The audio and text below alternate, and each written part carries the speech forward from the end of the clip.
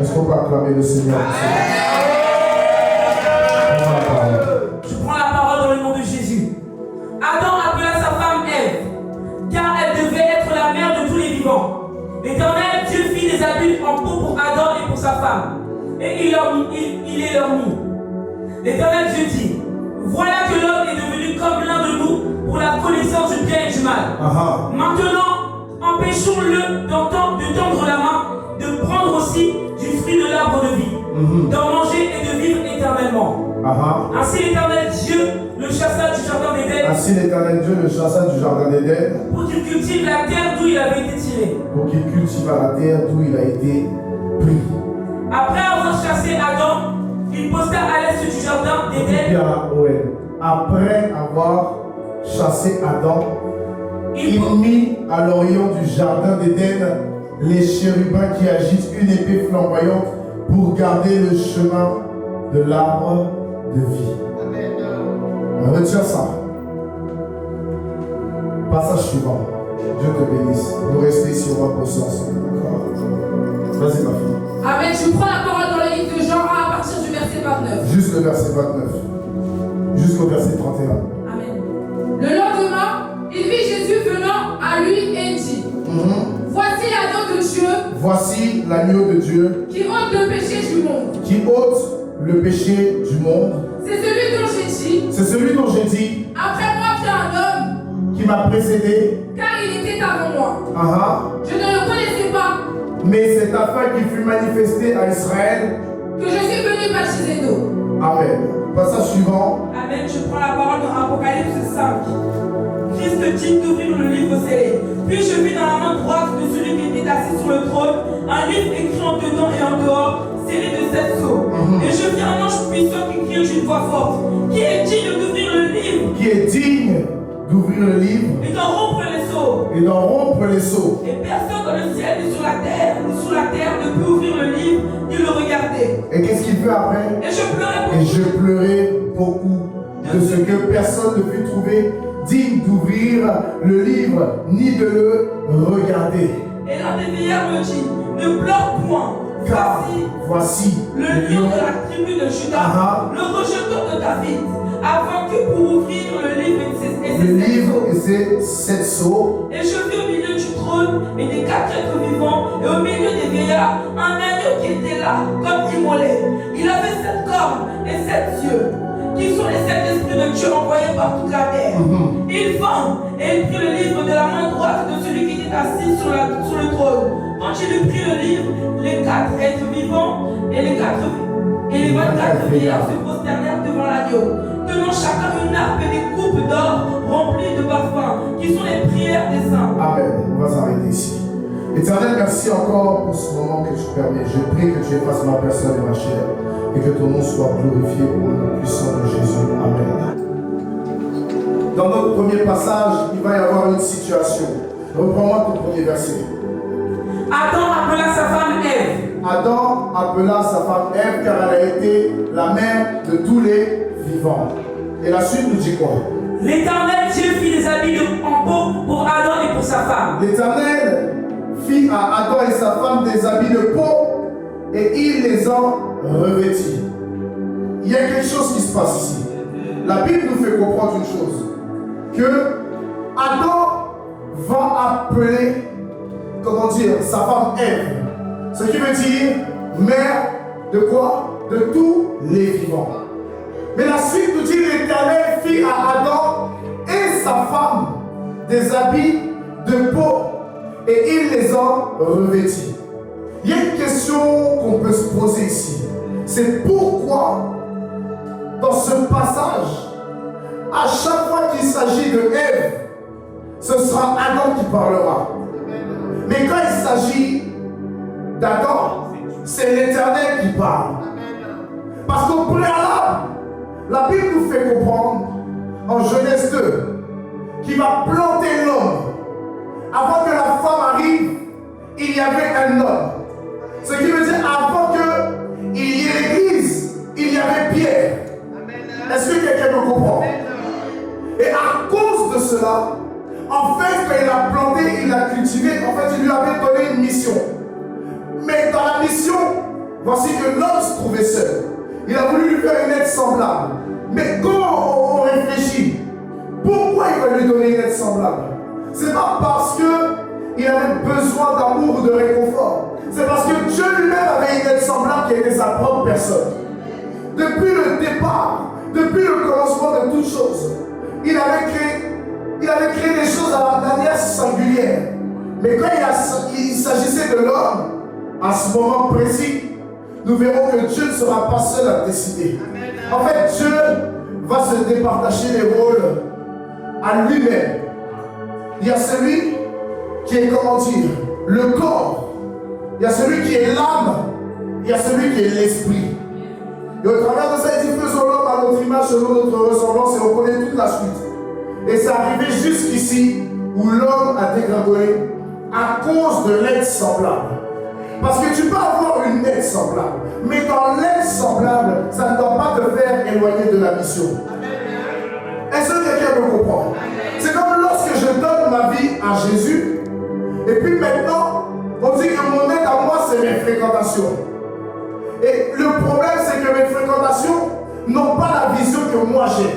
Parce que la vision que moi j'ai, elle m'a été donnée à moi personnellement. Comme elle m'a été donnée à moi personnellement, alors c'est à moi d'inculquer la vision à mes fréquentations pour que mes fréquentations adoptent ma vision et que ma vision puisse être une approbation dans la vie de ces fréquentations afin qu'eux-mêmes puissent faire engendrer la vision dans leur fréquentation, parce que je ne connais pas toutes les fréquentations de mes fréquentations, comme mes fréquentations ne connaissent pas toutes les fréquentations de leur fréquentation. Ce qui fait qu'après, la mission commence à se multiplier. Voilà pourquoi la Bible déclare, multipliez-vous et soyez quoi? Féconds. Donc en fait, au-delà de ça, on ne parle pas de mariage, on parle de ministère, on parle de mission, on parle de l'œuvre de Dieu. Beaucoup de personnes se servent de ce passage pour parler de mariage, pour parler de foyer. On ne parle pas d'un foyer, on parle d'une mission, on parle d'une vocation, on parle d'un ministère, on parle de quelqu'un qui a sacrifié sa personne depuis le début. Il était une seule personne, mais pour toi et moi, il est devenu trois entités. Je veux dire à quelqu'un qui est quelqu'un avant même ta création qui s'est sacrifié en se divisant pour que toi tu sois parfait à ses yeux. Et la Bible dit que, comment dire, l'Éternel Dieu fit à Adam et sa femme des habits de peau et il l'en revêtit. Alors que l'homme a eu à pécher, logiquement, si Dieu prend la peau d'un animal, ça doit être la peau du serpent. Parce que c'est le serpent qui mérite d'être sanctionné. Mais là, on nous dit qu'il va prendre la peau d'un animal. Et avec la peau de cet animal, il va permettre que l'homme et la femme soient revêtis. Mais maintenant, ils ne sont pas encore chassés du jardin. Donc en fait, il fallait un animal qui soit pur. Est-ce que quelqu'un me comprend?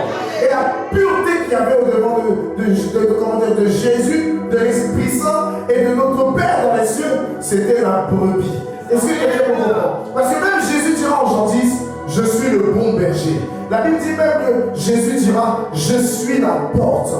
Et mes brebis passent par la porte. Les gardiens ouvrent la porte et les brebis passent par la porte. Ce qui veut faire comprendre ici, c'est que Dieu avait déjà utilisé le corps de son deuxième aspect qu'on appelle son fils pour pouvoir vêtir l'homme afin que lorsqu'il le chasse, alors l'homme ne soit pas pris et exposé de nudité au niveau de ceux qui sont déjà dans le monde. Et la Bible dit par la suite, l'Éternel Dieu dit, voilà que l'homme est devenu comme l'un de nous, pour la connaissance du bien et du mal. Maintenant, empêchons-le de tendre la main, de prendre aussi du fruit de l'arbre de vie. Vous avez entendu? Ça veut dire qu'à partir de ce moment, on ne parle pas de femme. Reste derrière en même temps. On ne parle pas d'une femme.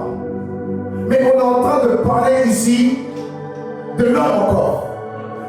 L'Éternel dit, voici l'homme est devenu comme l'un de nous pour la connaissance du bien et du mal. Ça veut dire que maintenant, en fait, l'homme est devenu comme Dieu. Voilà pourquoi la Bible dit, vous vivez comme des dieux, mais vous mourrez comme des hommes. Pourquoi? Parce que maintenant, il y a une différence. L'homme est peut-être comme Dieu, mais Dieu continue de vivre là où l'homme finit par mourir. Parce que Dieu lui avait lui avait donné une seule instruction. Tu peux manger de tous les fruits du jardin. Mais quant à l'arbre qui est au milieu du jardin, tu n'y toucheras pas, tu n'en mangeras pas de peur que tu puisses mourir certainement. Donc nous comprenons ici une chose. Nous comprenons que la désobéissance emmène peut-être une bénédiction, mais la bénédiction est tellement corrompue qu'elle devient un problème dans la vie d'autrui. Le problème, c'est que l'homme ne savait pas que cette connaissance allait devenir un problème. Parce qu'au préalable, lorsque le serpent a eu ce dialogue, il ne l'a jamais eu avec l'homme. Ce qui veut dire que l'homme, il a mangé le fruit par amour, mais il n'avait pas les tenants et les aboutissants. Et comme il n'avait pas cela, la Bible déclare en 11 chapitre 4-6 que mon peuple périt parce qu'il lui manque la connaissance. Et le peuple, ce n'est pas forcément une multitude de personnes. Le peuple, ça peut être une seule personne qui fait que toutes sortes de personnes finissent par être engendrées dans le manque de connaissances. Et ça fait qu'il y a des personnes qui ne sont même plus ignorantes, mais on les appelle des ignares. Parce que même lorsqu'ils pensent qu'ils connaissent tout, en fait, ils ne se rendent même pas compte qu'ils ne connaissent rien du tout. Est-ce que quelqu'un me comprend?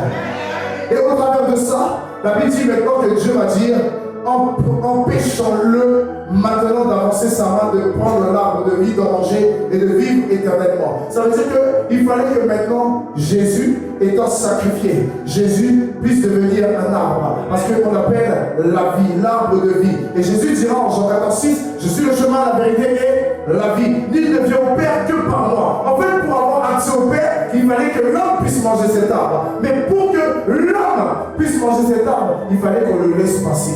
Mais comme on ne l'a pas laissé passer, maintenant pour que l'homme puisse voir le Père, selon le livre d'Apocalypse, la Bible déclare que c'est après avoir payé le prix, c'est après avoir combattu, comme Paul le dit, le bon combat, achever la course et avoir gardé la foi, que nous serons des personnes capables de voir notre roi, capables de voir notre Dieu. Ce qui veut dire qu'à chaque fois que nous disons non à Dieu sur terre, nous avons moins de chances de voir Dieu en haut. Est-ce que quelqu'un comprend cela?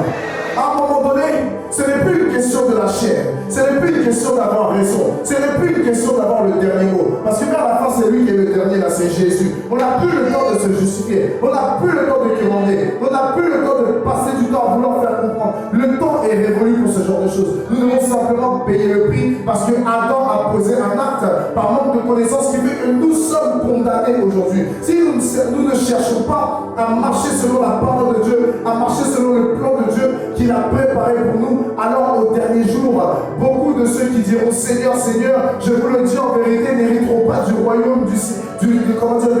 Ils diront: n'ai-je pas prophétisé en ton nom? N'ai-je pas guéri les malades? N'ai-je pas chassé les démons? N'ai-je pas évangélisé? N'ai-je pas été dans les prisons? N'ai-je pas, évangélisé dans les rues? Je suis parti voir les SDF, je suis parti voir les prostituées, je suis parti, j'ai fait des miracles, j'ai fait toutes ces choses, mais je leur dirai ouvertement: ayant devant vous qui commettez l'iniquité, car je ne vous ai jamais connu. À ce moment-là, tout ce qu'on aura fait servira à quoi?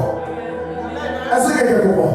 Toutes ces choses deviendront vaines. Et c'est là que Salomon dira: vanité de vanité, tout est vanité. Ça veut dire que si tu n'as pas, tu ne fais pas les choses selon la parole, selon Dieu, tu ne peux pas. Tu auras beau dire, mais tu ne peux pas voir la main de Dieu se manifester parce que Dieu a pris ces trois aspects pour dire empêchons-le. Donc en fait, la seule solution pour pouvoir vraiment être béni, être sauvé dans les jours, c'est de faire les choses conformément à la parole. C'est de faire les choses conformément à la sagesse. La Bible déclare: j'enverrai vers vous toute ma sagesse. Si vous recevez ma sagesse, c'est que vous m'avez reçu. Et au travers de ça, la Bible dit quoi? Que par la suite, fais-moi passer le passage, s'il te plaît. Ainsi l'Éternel Dieu le chassa du jardin d'Éden pour qu'il cultive la terre d'où il avait été tiré. Est-ce que vous entendez? À cause de cela maintenant, après avoir été revêtu, ça veut dire que Dieu, même dans sa colère ardente, il est toujours amour. Malgré cela, il l'a revêtu, il l'a empêché de pouvoir venir à lui. Mais la Bible dit que maintenant, il le chasse du jardin d'Éden pour qu'il puisse cultiver la terre d'où il avait été pris. Ce qui veut dire que maintenant, il y a un prix à payer. Et le prix à payer, c'est de pouvoir s'ouvrir sur cette terre pour pouvoir avoir sa sa semence. Parce que c'est ce qu'on sème qu'on finit par moissonner. Pour avoir une simple semence, planter notre semence. Dans cette société, c'est quoi? Peut-être toi tu es jeune, c'est quoi? Aller prendre ton CV et puis chercher du travail. Mais le problème, c'est que tu veux manger le fruit de l'arbre de la vie, mais tu n'es pas capable de pouvoir cultiver la terre. C'est une condamnation. Tu es obligé de te lever pour aller travailler afin de pouvoir gagner ton pain. Parce que la Bible nous fait comprendre en Genèse chapitre 3, au verset 19 au verset 20, c'est à la sueur de ton front que tu mangeras ton pain. Si tu ne fais pas cela, tu ne peux pas, parce que comment dire, le sol te produira quoi? Des épines et des ronces. C'est ce que la Bible nous dit. Mais si maintenant toi, tu ne te lèves pas pour que les épines et les ronces soient loin de toi, alors tu seras comme Josué plus tard, où Dieu dira à Josué ceci. Il lui dira, lorsque tu arriveras dans ce territoire, alors chasse tous les peuples qui seront là, de peur qu'ils deviennent quoi? Des épines à tes pieds. Il est resté ami avec les Gabaonites. Il a fait une alliance avec le peuple de Gabaon. Mais voici qu'au final, le peuple de Gabaon l'avait trompé et il ne pouvait pas revenir sur l'alliance qu'il avait fait parce que l'alliance est faite sur la base de la parole. Et à cause de l'avoir fait sur la base de la parole, alors il ne pouvait pas retourner en arrière, il ne pouvait pas tuer les membres de Gabaon, mais les Gabaonites sont devenus ses esclaves. Pourquoi? Parce qu'il y avait un traité entre eux, il y avait un contrat entre eux, il y avait une alliance entre eux, il était obligé de respecter. Mais maintenant, ce peuple était peut-être soumis, mais il y avait de l'insoumission. C'est devenu une épée au pied, au pied de quoi? Au pied d'Israël. À cause de quoi? Josué, qui à ce moment, la Bible dit, n'a pas consulté Dieu. Josué n'avait pas consulté Dieu. Pourtant, c'est le même Josué qui a gagné de grandes batailles. À Jéricho, il a perdu à Haïm, mais après Dieu l'a relevé parce qu'il y avait, Achan qui était celui qui était à la base de la défaite parce qu'il avait désobéi à ce qui devait se passer à Jéricho, toutes ces choses. Mais malgré cela, la Bible dit que Josué Kenyan n'avait pas consulté Dieu. Parce que tu ne consultes pas Dieu, mais à cause de quoi? Un jour, quelqu'un a pris un fruit par manque de connaissance et par un amour qui voit aveugle. C'est pour ça que lorsqu'on veut faire des choses dans le Seigneur, on ne peut pas faire des choses de manière aveugle. On doit faire des choses de manière visible. La Bible déclare dans le livre des Juges que lorsque Gédéon va partir à la guerre, il y a des personnes qui vont partir. Et la Bible déclare que Dieu va dire à Gédéon, il faut encore faire le tri, vous êtes trop nombreux. Et Dieu va dire, ceux qui lapperont l'eau comme des chiens, c'est avec eux que tu partiras à la guerre face à Madianites. Et quand tu regardes comment les chiens boivent, les chiens, eux, ils n'ont pas de discernement, ils n'ont pas forcément de cervelle haute, mais ils sont l'instinct. On appelle ça l'instinct animal. Quand regarde, ma fille aussi là, quand le chien, tu vas le voir, même si c'est dans son assiette, là, je ne sais plus comment on appelle ça. Comment dire, c'est pas mon problème, moi il n'est pas chien. Ça m'intéresse pas, il n'est pas chien. Donc, dans ça, tu le vois, il pense à pas et puis il fait ça. Il regarde devant lui. Pourquoi? Parce qu'il est toujours prudent, on ne sait jamais ce qui peut se passer. Il y a 300 hommes qui ont pris l'eau comme ça. C'est avec eux qu'il est parti en guerre et c'est avec eux qu'il a détruit les Madianites. Pour vous dire que vers la fin, le Seigneur, dans notre génération, ne marche qu'avec les personnes qui savent comment Dieu fonctionne. Et quand vous comprenez cela, alors même si nous sommes retirés d'Éden, alors même sur terre, à cause du nom de Jésus, il y a de la joie, il y a de la paix, il y a de l'espérance, il y a de la croyance, il y a une motivation, il y a une détermination. Parce que la Bible dit, je sais en qui j'ai cru car lui je l'ai connu. Quand je marche avec Jésus, je ne peux pas être déçu. Parce que Jésus ne m'a rien fait. Jésus est juste venu mourir pour moi à la croix de Golgotha. Et la Bible nous dit dans le livre de Jean chapitre 1 quelque chose. Répète, vas-y ma fille. Le lendemain, il vit Jésus venant à lui et dit, voici l'agneau de Dieu qui ôte le péché du monde. La Bible dit que le lendemain, voici que Jésus va venir à lui. Mais voici que Jean se trouvait au-delà du Jourdain, mais il était passé par Béthanie. On regarde bien le passage. Et la Bible dit que le lendemain, Jésus va arriver. Et il va dire, voici l'agneau de Dieu qui ôte le péché du monde. Ça veut dire que malgré que Jésus, déjà en Éden, a été sacrifié, il revient sur terre. Alors je comprends une chose, la prière dominicale n'est pas une simple prière, mais la prière dominicale est la réponse à ce que Jésus a dit en Matthieu 7. Je ne suis pas venu pour abolir la loi, mais je viens pour l'accomplir. Lorsqu'il dit que ta volonté soit faite sur terre comme dans le ciel, tout ce qui a commencé dans les cieux. Éden n'était pas sous terre. Éden était un lieu atmosphérique. Éden était un lieu glorieux. Éden était un lieu qu'on appelle la présence de Dieu. Éden était un endroit où l'homme était lumière. Voilà pourquoi il dit que la lumière soit et la lumière fut. Voilà pourquoi la Bible mentionne Jésus comme le nouvel Adam. Parce que Adam au préalable était lumière. Mais à cause du péché, il est devenu ténèbres. Il est devenu fade.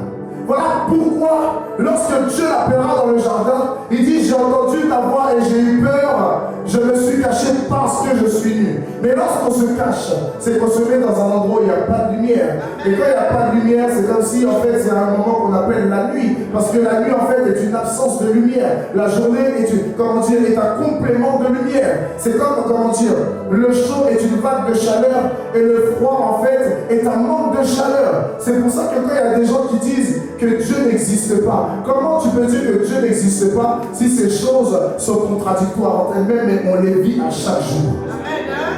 Dieu n'a pas besoin de démontrer. Il est assis sur son trône. Qu'on croit en lui ou pas, il est assis sur son trône. Qu'on l'adore ou pas, il est assis sur son trône. Qu'on le célèbre ou pas, il est assis sur son trône. Même ici tu dors ou pas, lui il est assis sur son trône. Que tu écoutes la parole ou pas, il est assis sur son trône. Que tu sois dans la joie ou pas, il est assis sur son trône. Que tu sois dans la paix, que tu puisses dire amen ou pas, il est assis sur son trône. Et on dit qu'il vient ôter le péché du monde. Mais de quelle manière il vient ôter le péché du monde? Dis-moi un peu la suite. C'est celui dont j'ai dit: après moi vient un homme qui m'a précédé, car il était avant moi. Avant moi, après moi plutôt, vient un homme qui m'a précédé, car il était avant moi. Mais en fait, c'est une question qui se pose ici. La Bible dit, ma fille Elisabeth, la Bible déclare que quand Jésus lui rendra témoignage de Jean-Baptiste, il dira que Jean-Baptiste est le plus grand. Mais voici que Jean-Baptiste, lui, il dit: après moi vient un homme qui m'a précédé, car il était avant moi. Donc au final, qui est plus grand que qui? Et c'est là qu'on comprend pourquoi Philippiens 2 a été écrit: ayez en vous les mêmes sentiments qui étaient remplis d'humilité et qui étaient en Christ. Car lui n'a pas regardé à son égal avec Dieu. Mais quand on dit qu'il n'a pas regardé à son égal avec Dieu, c'est parce que la Bible dit que Dieu va prendre la peau d'un animal. Ça veut dire que le premier service de Jésus, c'est le sacrifice. Ce qui veut dire que véritablement, quand tu veux être un vrai fils de Dieu, là, tu dois être dans le sacrifice. Tout commence par le sacrifice.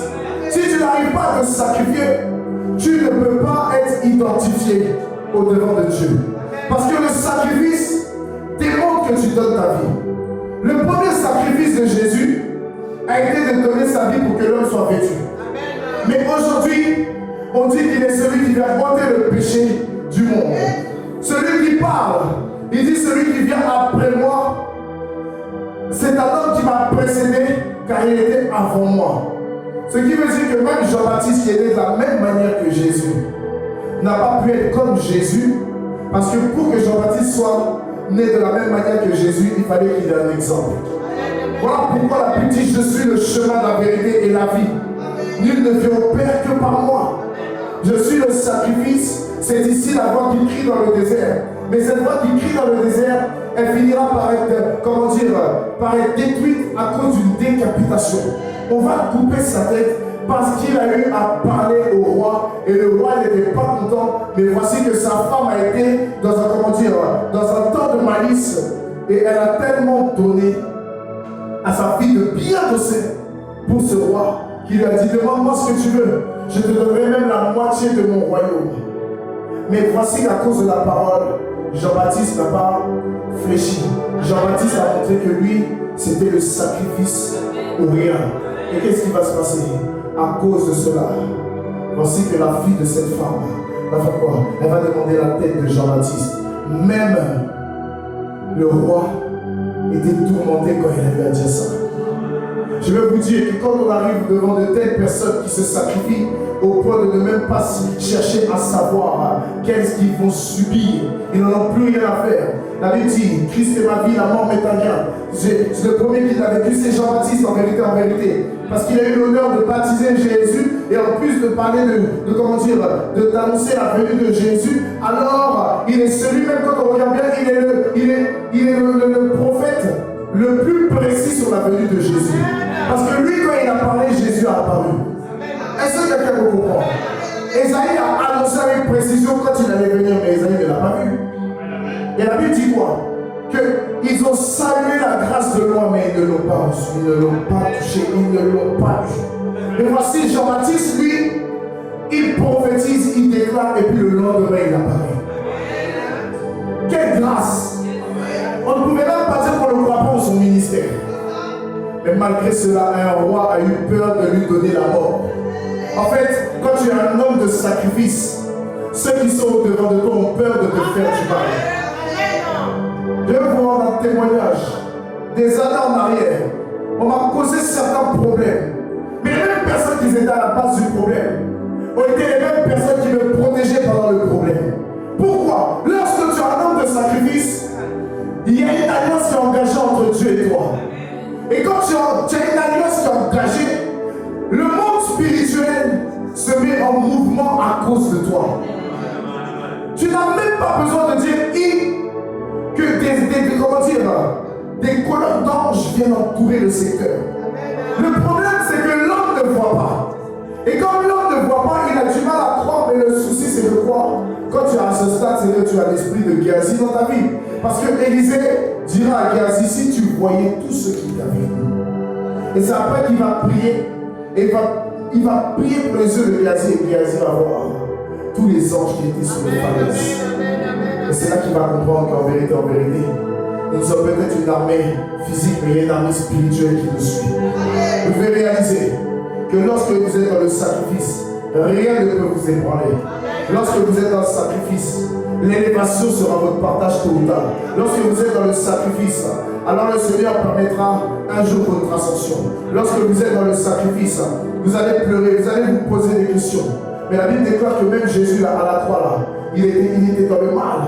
La Bible dit homme de douleur, habitué à la souffrance. Mais pourtant il savait, il est venu pour ça. Il n'est pas venu pour être béni. Il n'est pas venu pour être acclamé. Les hommes l'ont acclamé, mais les hommes ne savaient pas qu'ils étaient en train de louer sa mort à venir.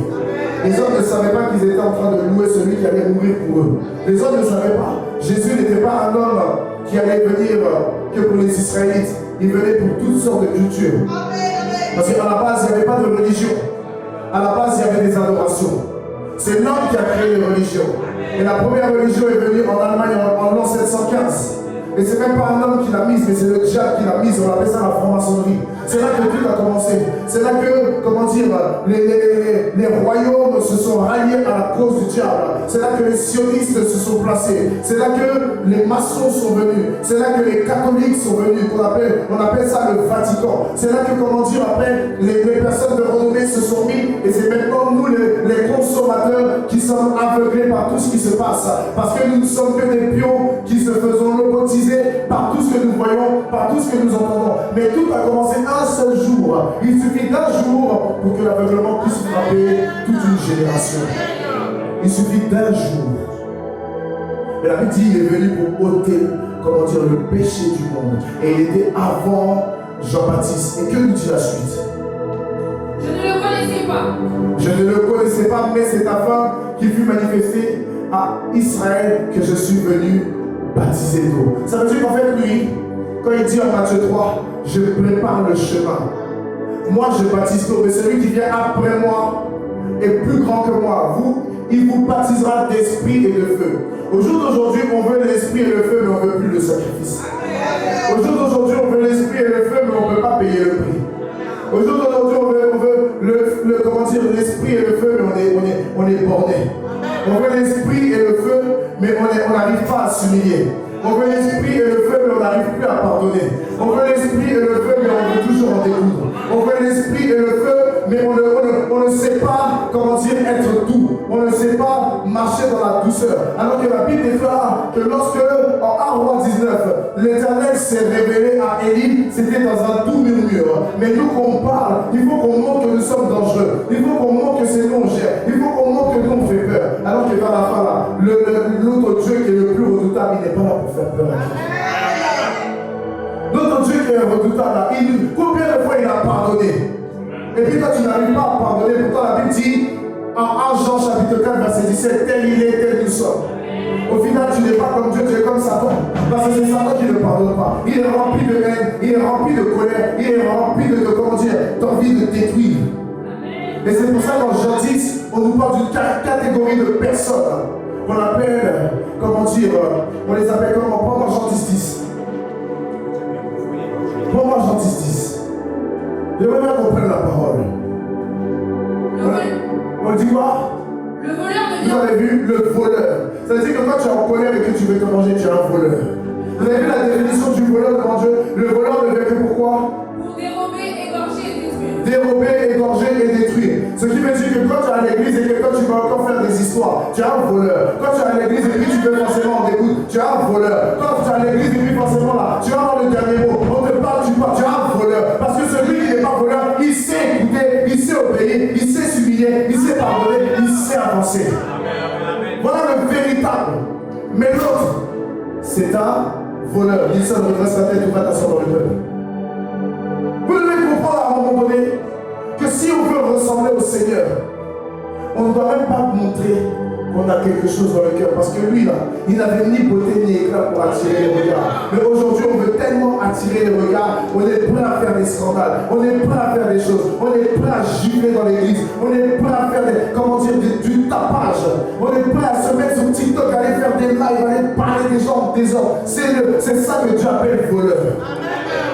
C'est tout ça là. Sinon, vers la fin là, on te fait du mal. Je parlais avec ma fille Daniel tout à l'heure quand on était ensemble cet après-midi. Et puis je lui disais, vraiment, je ne sais pas quel cœur moi Dieu m'a donné. Là, déjà, ils m'ont fait des choses. Mais juste aujourd'hui, j'ai pardonné. Non seulement j'ai pardonné, mais en plus je prie pour eux. Et si je les vois, je suis capable de les prendre comme ça dans mes bras. Quel cœur Dieu m'a donné. Vers la fin, là, c'est ça que Dieu nous demande. Si tu ne sais pas pardonner, tu n'es rien.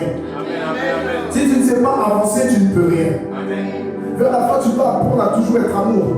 Parce que 1 Corinthiens 13 nous dit quoi? Que l'amour ne séduit point. L'amour ne soupçonne point le mal. L'amour croit tout. L'amour pardonne tout. Donc au final, plus tard, on nous parle dans le même 1 Corinthiens chapitre 13 de 3 types d'amour. L'amour agapé, l'amour éros ou l'amour philo. Vers la fin, toi, c'est quel type d'amour que tu as? Parce que celui qui vient de Dieu, là, c'est celui qui est accaparant. C'est-à-dire que lorsque 2-3 sont ensemble, il est au milieu. Il se plaît. Pourquoi? Parce qu'ils font des choses qui réveillent le ciel. Des choses qui amènent le ciel sur terre. Mais lorsque, maintenant, toi, tout est charnel, c'est que tu es dans l'amour éros, ou sinon, toi, tu es tout pour ta famille. Tu n'as pas encore dans l'amour de Dieu, mais tu es dans l'amour filial. Tu n'as pas encore compris. Alors que vers la fin, là, la Bible dit en Apocalypse 2, mais ce que je vous reproche, c'est que vous avez délaissé votre premier amour. Voilà les choses qui font qu'on ne peut pas voir la manifestation de l'amour de Dieu. Pourquoi? Parce que lui, il se sacrifie. Mais notre chair nous donne d'être aveuglés. Il se sacrifie tous les jours. Change ta mélodie, tu commences à me suivre. Prends le piano. Non, petit, va t'asseoir. Tu es fatigué. Va t'asseoir. Fais vite, tu es fatigué. Ne t'en veux pas, tu es fatigué. Vas-y. On peut acclamer Dieu pour sa vie. Depuis tout à l'heure, je me fais tourner. Vas-y, j'ouvre. Vous devez comprendre. Quand on aime Dieu, il n'y a plus le temps pour se plaindre. Est-ce que tu comprends? Quand on aime Dieu, on n'a plus le temps de regarder à qui fait quoi. On n'a plus le temps à te dire, oui, mais un tel a dit, un tel a fait. En fait, quand tu fais ça, là, tu es tellement charnel. Et puis, Satan se moque tellement de toi qu'au final, là, tu es en train de ramener Jésus à la croix. Tu ne sais pas. Alors que la Bible dit bien que Jésus est parti à la croix une fois pour toutes. Une fois pour toutes. Mais tes vilains petits comportements, ton caractère de cochon fait que tu ramènes quelqu'un qui a déjà tout payé à la croix. Et tu sais c'est quoi cette croix? C'est qu'il intercède pour que tu puisses devenir quelqu'un d'autre. Il intercède pour que tu puisses devenir mature. Il intercède pour que tu puisses changer de mental. Il intercède pour que tu puisses devenir quelqu'un qui va grandir. Il intercède pour que tu ne sois plus jamais la même personne. Mais le problème, c'est que tu ne veux pas changer. Même tu as 18 ans, tu as 15 ans, tu as 30 ans, tu as 50 ans, tu as 70 ans. Mais matin, midi, soir, c'est le même caractère. Même quand je te parle, tu dis que tu prends conscience, mais tu réitères les mêmes choses. Tu recommences les mêmes choses, la même pensée, les mêmes émotions, les mêmes sentiments, le même ressenti, les mêmes tristesses, les mêmes amertumes. Matin, midi, soir. En septembre prochain, tu auras le même comportement que tu as depuis tes 14 ans. Pourquoi tu ne changes pas? Pourquoi tu ne changes pas? C'est toi, matin, midi, soir, tu as compris. C'est toi, personne ne t'aime. C'est toi, tu es nul. C'est toi, tu as un échec. C'est toi, tu es comme ci. C'est toi, tu es comme ça. Mais alors, c'est pas Dieu qui t'a créé, c'est Satan. C'est que c'est le diable qui t'a créé. Mais si c'est le diable, dis-nous c'est le diable. Au moins nous on va faire ça, on se met loin de toi. Parce que vers la fin nous on cherche Jésus. Mais le problème c'est que c'est pas Satan qui t'a créé, c'est Jésus qui t'a créé. Tout le monde tu vas dire je suis une race élue, je suis un peuple acquis, je suis une nation sainte, je suis un sacerdoce royal. Parce qu'un homme est venu, un homme a vu, un homme a vaincu par la mort. Il a montré à la mort que la mort ne pouvait rien devant lui. Il est venu et il a dit tout est accompli.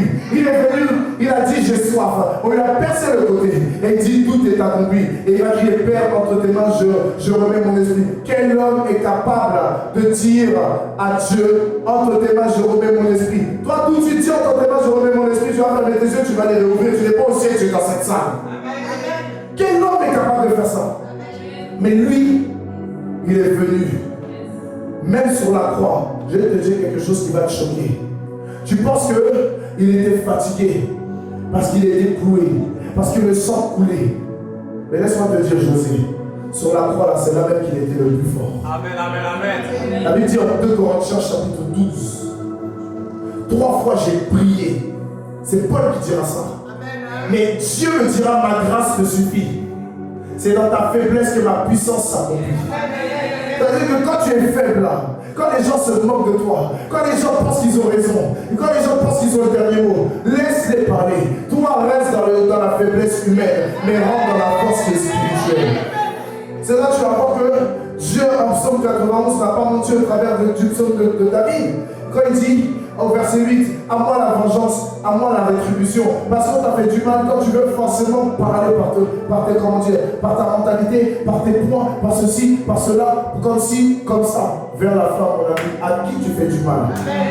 Parce que même si tu finis par c'est comme par exemple, j'ai donné un exemple il n'y a pas longtemps, où j'ai dit, il y a quelqu'un qui te doit de l'argent. Moi, il y en a plein ici qui me donnent de l'argent. Et puis on se regarde tous les jours. Des fois même vous murmurez, mais vous me devez le dire. Mais est-ce que pour autant je te dis donne-moi mon argent? Non. Parce que Dieu sait où il va te choquer pour que tu me redonnes mon argent. Est-ce que je comprends? Tu vois la différence entre moi et puis toi, c'est que moi là, quand d'ailleurs je prends l'argent à personne. Et même quand je prends ton argent, je te dis je te rends. Mais toi, tu es arrivé, ouais, c'est comme je comprends pas, il m'a pris et puis il m'a jamais rendu, tu as besoin de délivrance. Parce que entre toi et moi, qui donne plus à qui? Toi tu donnes à Dieu, moi je donne à Dieu, mais humainement parlant, qui donne à qui? Il y a des gens ici, vous me devez la honte, vous me devez la honte, mais jamais vous me verrez, mais vous, il va y avoir quelque chose, tu es capable d'aller parler à toute la terre. Ouais, il me doit de l'argent, il ne m'a jamais rendu. Et moi, par la grâce de Dieu, il n'y a qu'une seule personne présentement à qui je dois, elle est dans la salle. Elle lui dit, je te reviens vite, et lui donner son argent. Mais sinon, il n'y a pas quelqu'un ici qui peut dire que je lui dois de l'argent. Parce que dans la fin, si tu me dis que je te donne de l'argent, peut-être que j'oublie, viens me voyer te donner ton argent, je quitte devant toi. Pourquoi? Parce que moi je suis quelqu'un de principe, je suis quelqu'un de parole. Quand je te dis tant, je respecte ma parole. Si j'ai oublié, je suis un être humain, viens me parler au lieu d'aller murmurer.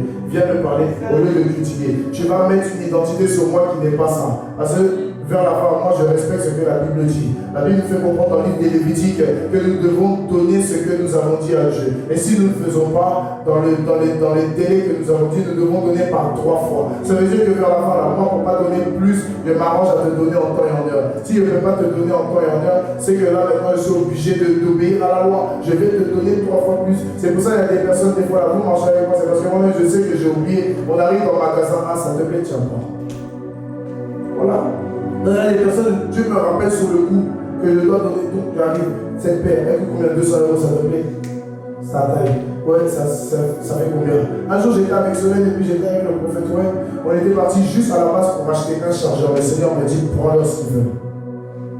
Il dit, aïe, moi-même j'ai regardé, il dit, c'est quoi ça? Il y avait presque plus rien. Le Seigneur me dit, il y a plus de joie à donner qu'à recevoir. On est parti dans JD. Il a vu une paire. Je lui ai dit, tu aimes bien? Il m'a dit oui. Il dit, ok. Est-ce que vous avez celle-là en 40? Je fais combien? En 46. Il a dit oui. Il dit, ramenez-lui. Elle est partie. C'est un ensemble en jogging que tu avais choisi. Non. Elle a pris. Je n'ai pas regardé ça coûtait combien. On m'a dit, ça fait quand j'ai mis la carte et je suis parti. Et puis pour ne pas pécher, j'ai commencé à rigoler avec eux. Pourquoi? Parce que ça fait quoi? L'argent, ça passe, ça vient. L'argent, c'est une énergie. Mais si tu commences à t'attacher à ça, tu es. Est-ce que tu sais que si tu es trop attaché à l'argent, tu vas aller en enfer? Amen. Tu vas aller en enfer. Tu sais pourquoi? Parce que l'ambassadeur de l'argent, là, c'est maman. Est-ce que tu sais qui était maman au préalable? Maman était en haut avec Dieu. Mais maman est devenue rebelle. Il a suivi Satan, il est devenu autre chose. Voilà pourquoi on ne peut pas servir comment dire, Dieu et puis l'argent. C'est ce que parole de vie nous fait comprendre. On ne dit pas maman, mais on dit bien l'argent. Là où toi tu te plains, on parle trop d'argent à l'église. On fait trop ci, on fait trop ça. À qui appartient l'argent? Toi-même, quand tu demandes à Dieu, là, tu ne demandes pas trop. Regarde un peu ce que tu dis. On vient à l'église et on demande trop d'argent. Toi, dans ton intimité, là, quand tu fermes ta chambre, Seigneur, donne-moi l'argent, j'ai besoin de. C'est quoi tu demandes? C'est quoi tu demandes? Donc, en vrai, qui est voleur? Parce que nous, on applique ce qui est dit en 1 Chronique 29-14. Ce que nous te donnons, nous te le redonnons. Ce que tu nous donnes, nous te le redonnons. Donc, à la fin, il n'y a rien de. Il n'y a pas de vol dans ça. Il n'y a pas de vol. On applique juste la parole. Mais quand tu demandes à Dieu, carrément, tu dis à Dieu, si tu me bénis là, tu me donnes du travail, je vais t'honorer. Tu t'attends, tu as le travail, c'est là que tu retournes dans le monde. Non, moi, je dis comme ça. C'est là que tu as le travail, c'est là que toi, tu as des projets. Tu as du travail. Pourtant, tu as oublié ce que tu as dit à Dieu. C'est là que quand tu travailles, toi, tu dis non, mais je donne ce que moi je décide de donner. Ah bon? Tu donnes ce que quand tu décides de donner. Je ne donnerai pas le montant de ce que je vais donner. Ah bon? Pourtant, toi, tu n'as pas demandé un certain montant à Dieu. Dieu t'a entendu. Tu as vu qui est mauvais entre toi et puis Dieu là, qui est mauvais. Est-ce que tu comprends la logique? Vers la fin, l'homme est trop mauvais. On demande des choses à Dieu, mais après on devient méchant. Il y a ma serviette sur le bureau, on envoie ça. On devient méchant envers Dieu. On ne sait plus être reconnaissant envers Dieu. Tu te trouves dans une situation, si Dieu change ma situation, comment je vais servir Dieu? Au lieu de servir Dieu là, tu vas grêler. Au lieu de servir Dieu, tu m'applaudis. Au lieu de servir Dieu, tu frappes les gens. Au lieu de servir Dieu là, c'est aujourd'hui que quand il y a des gens que tu as de la haine envers eux. Amen. Tu as l'argent, tu deviens gonflé. Tu as oublié quand tu étais moisi. Souviens-toi, c'est pour ça que l'argent ne fait pas le bonheur. Amen. Et qu'on dit que l'argent est le nerf de la guerre. Amen. Et il y a une chose que vous devez comprendre. Regardez un peu cette révélation. Dieu a dit en Genèse 3, empêchant l'homme de toucher à l'arbre de vie. Et aujourd'hui, pour faire du papier, on est obligé d'utiliser un arbre. Et quand on utilise l'argent, c'est du papier. Amen. Vous êtes d'accord avec moi? Amen. Donc en fait, quand tu as le papier là, tu ne sais même pas que tu as un fragment de Jésus en toi. Mais le problème, tu ne sais même pas, tu ne sais tellement pas l'utiliser qu'au final, la main sèche dans ta vie. Pas. Et quand tu reçois l'argent, tu trembles. Tu sais plus ce que c'est que économiser. Pourtant, tu dis, oui, il faut que j'achète ci, il faut que j'achète ça. Je dois commencer un projet. Quand tu as l'argent, ton projet va à l'eau. Il faut que, c'est là que tu dois faire le ravitaillement de perruques. C'est là que Dieu t'a créé avec des cils. Mais il faut que toi, tes cils soient plus longs que ce que Dieu t'a présenté. C'est là que, comment dire, il faut que tes ongles soient plus hauts que ça, là. Plus longs même. Quand tu fais ça là, on est à l'enceinte là-bas, mais tu arrives à te toucher. Parce qu'il faut que toi, tu sois comme ça. En fait, tu prouves à Dieu, sans même inconsciemment, à cause de la société, tu prouves à Dieu que tu t'en fous de lui. Et vers la fin, tu deviens quoi? Un voleur. Parfois tu viens et puis Dieu te bénit au moment de respecter ta promesse. C'est là que tu es capable d'aller voir l'homme de Dieu. Est-ce que tu peux me rappeler la révélation que Dieu m'a dit? J'ai un peu oublié, j'ai oublié de noter. Mais pas de noter, c'est dans ton crâne. Tu le sais. Et la Bible dit quoi en Ecclésiaste chapitre 5? Mieux vaut pas parler si c'est comme ça. La Bible dit que tu ne dois pas parler et que tu ne dois pas faire comprendre au point de Dieu que c'est par inadvertance. J'ai parlé par émotion. Le problème c'est que tu as parlé. Émotion ou pas, tu as parlé. Aujourd'hui, Dieu compte sur ta parole parce que le commencement fut quoi? La parole. Est-ce que vous comprenez? Et c'est à cause de toutes ces choses aussi que Jésus est parti à la croix. Il est parti à la croix pour qu'on puisse respecter nos paroles. Parce que lui, quand Ésaïe dit qui enverrai-je et qui marchera pour nous, il dit quoi? Me voici, envoie-moi.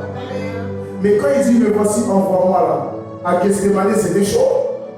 Mais il va dire, si cette coupe pouvait s'éloigner de moi, toutefois, non ce que je veux, mais ce que tu veux.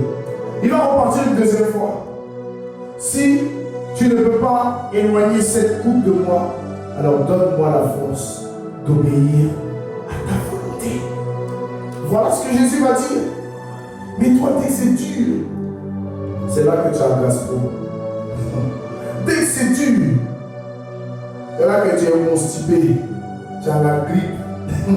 Dès que c'est dur, tu as des nausées, tu es enceinte. Dès que c'est dur, c'est là que tu voyages. Un jour, il y a un gars, on était à l'église. Il était tellement stressé. Tu sais ce qu'il a dit, quelqu'un? Mon compte a voyagé au Bahamas. On lui demande ton action, il lui dit non, mon compte a voyagé au Bahamas. Tellement tu mens. Il y en a même quand ils mentent, eux-mêmes ils croient en leur mensonge. Ils te content une histoire comme ça devant toi, alors que ça n'a jamais existé. Et puis ils te parlent de la manière dont ils te parlent. Je t'assure que si tu n'as pas de discernement, tu vas croire. Et c'est ce qui tue le sacrifice de Jésus. Pourtant, la Bible dit qu'il est l'agneau de Dieu. Tu es Dieu. J'allais lui dire, tu es réveillé. Continue de jouer. Fais-moi les accords de j'ai besoin de toi. La Bible nous fait comprendre par la suite quelque chose. Dis-moi. Redis-moi. Mais oui. Est-ce que tu es le Saint-Esprit? Vas-y. Je ne le connaissais pas, mais c'est afin qu'il soit manifesté à Israël que je suis venu baptiser d'eau. Donc Jean-Baptiste est venu baptiser pour présenter Jésus. Sa seule mission, c'était de présenter Jésus et après il disparaissait.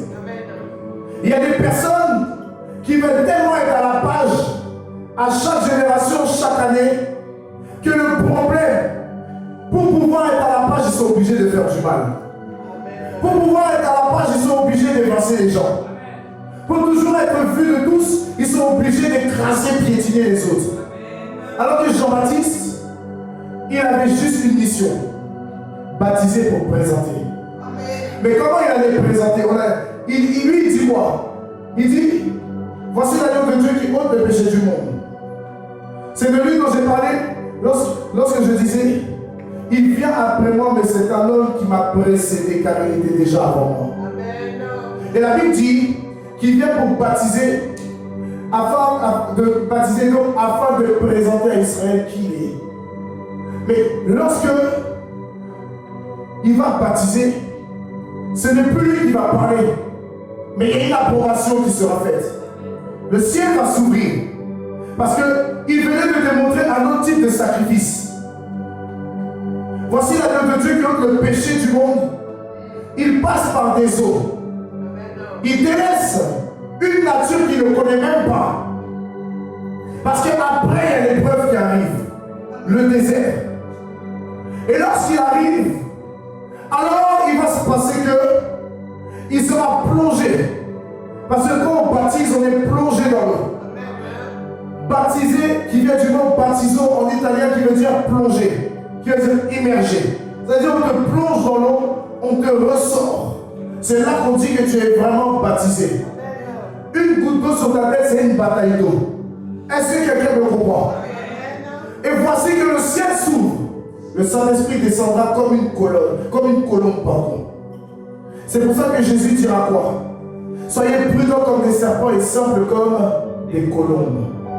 Parce que la colombe est venue dans une simplicité qui n'avait pas de nom. Et ma fille Elisa, la colombe va venir se poser sur son épaule. Et Esaïe avait déjà prophétisé ce moment. Esaïe 9,7 nous dit quoi? Un enfant nous est né, un fils nous est donné. C'est-à-dire que par la prophétie, on voit qu'un fils est un sacrifice. Il a été donné. Ce qui veut dire que si on veut véritablement être des fils légitimes de Dieu, nous devons apprendre à nous sacrifier. Parce que Jésus a montré le sacrifice de sa personne dans son entièreté. De la même manière, Jephthé, en Juge 11, a eu à donner entièrement sa fille unique. Il fallait que Jésus revienne en tant qu'homme pour donner sa vie étant fils unique. Pourquoi? Parce que dans le temps du jardin d'Éden, Dieu ne parlait pas de femme, Dieu parlait d'homme. Ce qui veut dire qu'il fallait que ce soit un homme qui meure pour que la bénédiction puisse continuer de génération en génération jusqu'à notre génération, après notre génération et même au jour de son avènement. Parce qu'au jour de son avènement, la bénédiction sera éternelle. Mais il fallait qu'il vienne lui-même pour qu'il puisse fouler la terre, qu'il aille se plonger dans les eaux, qu'il délaisse une vie qu'il ne connaissait pas, qui représentait la vie passée de tous ceux qui nous ont précédés. Il fallait qu'il aille dans le désert, pour que dans le désert, il puisse détruire les œuvres de la chair au travers de la faim. Il puisse détruire l'orgueil au travers de la soumission. Qu'il puisse détruire l'égarement au travers de l'adoration. Et après cela, il a fallu que Satan se retire pour que les anges descendent et finissent par l'adorer. La Bible nous dira par la suite, dans le livre d'Apocalypse, allez-y, je vais aller vite, dans le livre d'Apocalypse chapitre 5, que Jean aura une vision.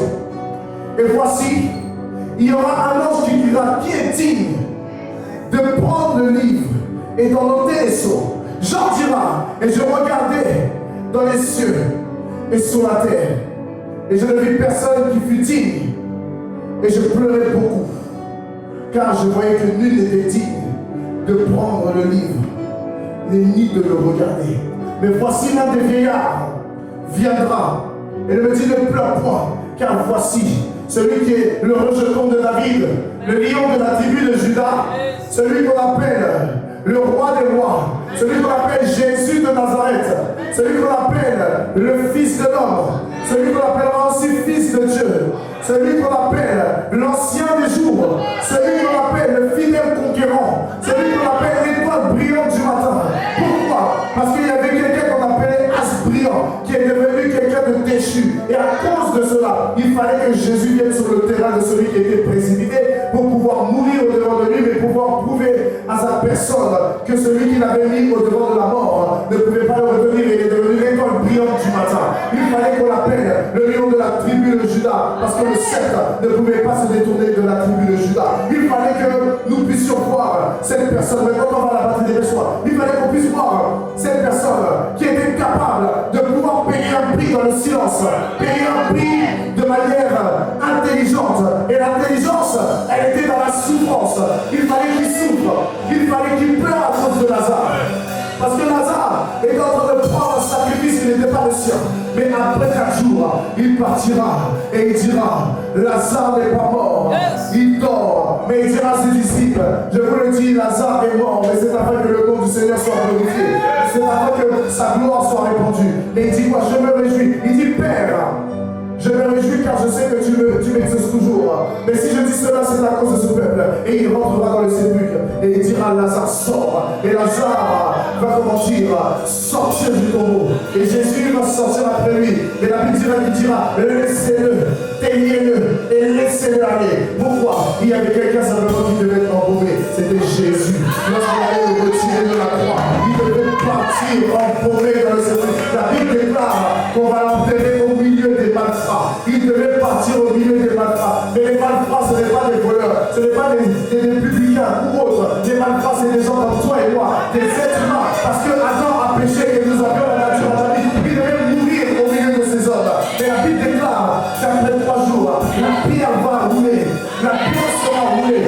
La pierre sera roulée. Parce que dans le songe de Daniel, la Bible déclare qu'il y avait une montagne, pardon, et la Bible dit que de cette montagne, il y a une pierre qui s'est enlevée par sa propre force. Je veux parler de quelqu'un qui est descendu comme un éclair. Il avait l'aspect d'un éclair, mais on ne pouvait pas le reconnaître. Il n'avait pas l'aspect de quelqu'un d'angélique. Il avait l'aspect de quelqu'un d'incorruptible. On ne pouvait plus le regarder de la même manière. On ne pouvait plus le regarder de la même manière. Parce que lorsqu'on passe devant Dieu, nous ne sommes plus la même personne.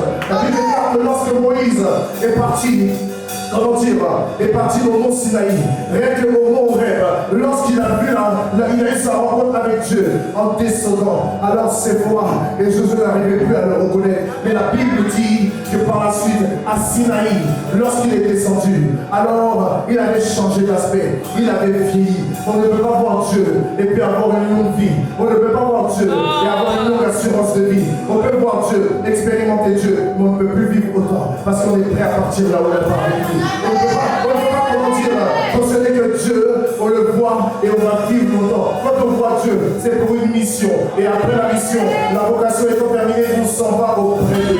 Le Seigneur a permis cela, mais par sa propre force, par sa présence. La Bible dit que l'ange de l'Éternel campe autour de ceux qui craignent Dieu. L'ange de l'Éternel est descendu. Mais l'ange de l'Éternel, si on regarde aussi, c'est un autre aspect de Jésus. Lorsqu'on arrive comme cela, alors il va rouler la pierre. Et la Bible dit que dans le songe, Daniel dira que c'est par sa propre force que la pierre a été quoi? A été enlevée de cette montagne. Et elle a commencé à grossir au point de détruire la statue de Nebuchadnezzar. Et elle a pris toute la terre. En fait, cette pierre, elle était grosse comment? Elle était grosse par la parole de Dieu. Parce qu'en Matthieu 16, la Bible déclare: tu es heureux, Simon, fils de Jonas, car ce n'est ni la chair, ni le sang qui t'ont révélé cela, mais c'est mon Père qui est dans les cieux. Et moi je dis que tu es pierre, et sur cette pierre je bâtirai mon église. Le séjour des morts ne prévaudront point contre mon église. Voici, je te remets les clés du royaume.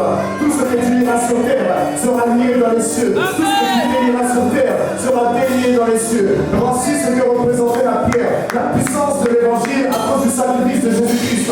Ne le dire à une personne que par la suite, alors Jean dira que un des 24 vieillards lui dira: ne pleure pas, car voici celui qui est le rejeton de David, celui qui est le lion de la tribu de Judas. Et la Bible dit quoi par la suite? Celui qui est le lion de la tribu de Judas, le rejeton de David, a vaincu pour ouvrir le livre et ses sceaux. Et la Bible dit quoi? Mais et je vis au milieu du trône un des 4 êtres vivants, et au milieu des vieillards, un agneau qui était là comme immolé. Quelle gloire de Dieu! Ça veut dire qu'au milieu de la gloire, il y a quelqu'un qui est sacrifié. Au milieu de la gloire, il y a quelqu'un qui est immolé. En fait, Jésus n'est pas immolé que sur terre. Il était déjà immolé dans les cieux. Et dans les cieux, il était immolé pour l'éternité. Pour présenter encore l'ordonnance de notre sacrifice. Le sacrifice, c'est Jésus. Tant que tu ne comprends pas ça, tu ne peux pas dire que tu aimes Jésus. Le plus grand sacrifice, c'est Jésus. Et le plus grand sacrifice, c'est que tu lui donnes ta vie. Donne ta vie à Jésus. En donnant ta vie à Jésus, il n'y a plus de condamnation. Car tu as accepté Jésus. Là où les gens te critiquent, Jésus t'assiste. Là où les gens te condamnent, Jésus t'acquitte. Voilà pourquoi lorsque tu quittes Jésus, la condamnation revient dans ta vie. Les dépressions reviennent dans ta vie. Mais lorsque tu viens en Jésus, il n'y a plus de condamnation. Même lorsque tout va mal, au final tout va bien. Pourquoi? Je sais en qui j'ai cru. Car lui, je l'ai connu. Et même si je suis dans la disette, je prie tout par celui qui me fortifie. Parce qu'il est le Dieu de ma vie. Il est le roi des rois. Elle nous dit, il avait 7 cornes et 7 yeux, qui sont les 7 esprits de Dieu envoyés par toute la terre. Et quand on regarde à cela, alors on comprend une chose, qu'il y a 7 esprits pour 5 ministères, 7 esprits pour 5 dons de, comment dire, pour plusieurs dons de service, donc 2 dons de service vers la fin, et plusieurs esprits, pourquoi? Pour les dons spirituels. Quand je comprends ces choses, alors lorsque Jésus dit, allez par tout le monde par la création, alors en faisant quoi? Alors disant que je reviens. Il dit quoi en Marc 16:15? Que ceux qui seront baptisés et qui croiront seront sauvés. Mais ceux qui ne croiront pas seront quoi? Condamnés. Déjà condamnés. Et il dit quoi? Voici les signes qui accompagneront ceux qui auront cru. Il dit en mon nom, ils chasseront les démons. En mon nom, ils parleront de nouvelles langues. En mon nom, parce que les 7 esprits emmènent un seul nom, la présentation d'un seul nom. En mon nom, ils boiront quelques breuvages. Mais même s'ils boivent, cela ne leur fera rien. En mon nom, ils imposeront les mains aux malades. Et les malades seront guéris. La Bible dit qu'après cela, Jésus montera dans les cieux. Après la mort, il y a l'ascension. Après la mort, il y a la résurrection. Après la mort, il y a la bénédiction. Voilà pourquoi je veux dire, meurs dans ta chair et vis pour Jésus-Christ. Meurs dans ta chair et vis en Jésus-Christ. Il n'y a pas d'autre chemin que Jésus-Christ. Il n'y a pas d'autre salut que Jésus-Christ. Il n'y a pas d'autre transport que Jésus-Christ. Il n'y a pas d'autre solution que Jésus-Christ. Il y a des personnes qui vont te parler de la prospérité financière. Moi, je te parle de la prospérité et l'éternité qui est Jésus-Christ. Je ne suis pas venu pour te dire, donne ta vie à Jésus, tu seras riche. Mais donne ta vie à Jésus, tu seras sauvé. En donnant ta vie à Jésus, tu seras plus condamné. Au dernier jour, tu seras élevé. Au dernier jour, il te dira, entre dans ma joie, pour les loyal serviteurs. En peu de choses, tu as été faible, mais tu as été persévérant. Voici pourquoi je mets les gens de la synagogue de Satan à tes côtés. Ces personnes qui ne croient pas, ils viendront et ils se fléchiront devant toi et te demanderont de prier pour eux. Ils te demanderont la solution. Ils te demanderont mais comment tu fais. Et tu leur diras, moi je fais par Jésus. Ma solution c'est Jésus. Je te parle simplement de Jésus. Est-ce que tu veux accepter ce grand Jésus? Est-ce que tu veux dans ta vie ce grand Jésus? Est-ce que tu veux le voir ce Jésus? Est-ce que tu vas entendre parler de ce Jésus? Ce Jésus est merveilleux. Ce Jésus est puissant. Ce Jésus est fabuleux. Ce Jésus pardonne tout. Ce Jésus croit tout. Ce Jésus intercède pour que nous ne soyons plus des personnes folles. Parce que la prédication de la croix est une folie pour ceux qui bénissent. Mais pour nous qui sommes sauvés, elle est une démonstration. Elle est une puissance de Dieu. Elle est une incarnation. Parce que si je vis, ce n'est plus moi qui vis, mais c'est Christ qui vit en moi. Et si Christ vit en moi, alors Christ en nous, l'espérance de la gloire. Je parle de quelqu'un qui nous présente la grâce par la personne de Jésus, mais qui nous emmène après dans l'éternité et qui nous donne de vivre sa gloire. Parce que dans la nouvelle Jérusalem, il n'y aura que la gloire. Cette ville, Apocalypse 21 nous dit qu'elle sera illuminée par la gloire de Dieu. Je veux dire à quelqu'un que de la manière où nous étions au-devant de Dieu lumière, par la personne d'Adam, c'est comme ça que nous deviendrons lumière au-devant du Seigneur Jésus. Alors, puisque la plus grande chose que Jésus nous dit, c'est qu'avec lui, nous partagerons le trône. Je veux dire à quelqu'un qu'il est mieux que tu aies une position au-devant de Jésus plutôt qu'une position au-devant des hommes. Est-ce que quelqu'un peut pousser un cri de joie à cause du nom de Jésus de Nazareth? Est-ce que quelqu'un peut pousser un cri de joie à cause du nom de Jésus de Nazareth? Il est notre Dieu. Il est le roi de la protection. Il est le prince de paix. Il est celui qui est parti à la croix. Celui qui a dit tout est perdu. De changer la vie de la paix. Et que de celui, et c'est pas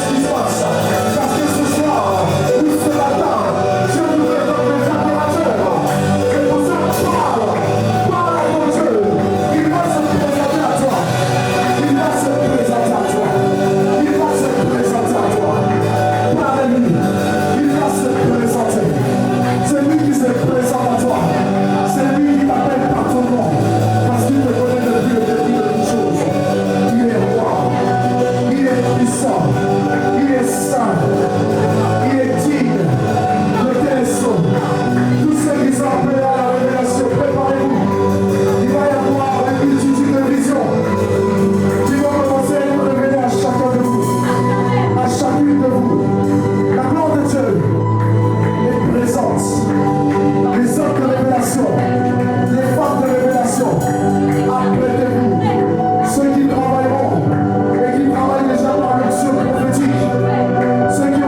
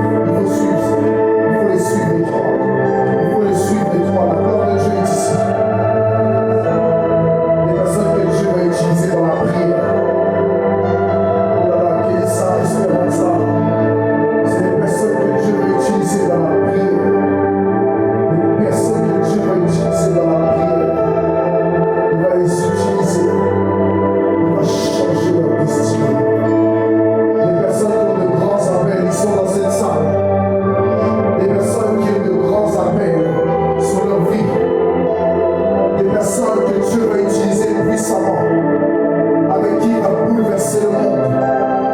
Des personnes en qui on ne croit pas, que Dieu va utiliser d'une manière spectaculaire. Des personnes avec qui Dieu va bouger.